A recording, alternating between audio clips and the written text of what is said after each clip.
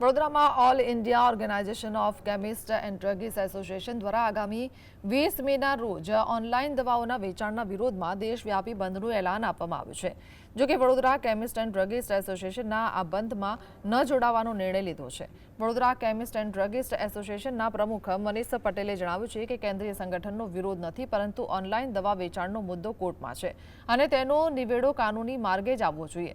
અગાઉના બંધ બાદ પણ કોઈ નિરાકરણ ન આવતા હવે કોર્ટ મારફતે જ લડત આગળ વધારવાની જરૂર હોવાનું જણાવ્યું છે. બંધથી જો આ કાયદો ઓનલાઈનનો બંધ થવાનો જ હોય, રદ થવાનો હોય, તો અમે પણ જોડાવા તૈયાર છીએ. પરંતુ આવા બંધ આપવાથી અમે માનીએ છીએ કે આવા કાયદામાં બંધ ઓનલાઈનનો બંધ થશે એવું માનવામાં આવતું નથી.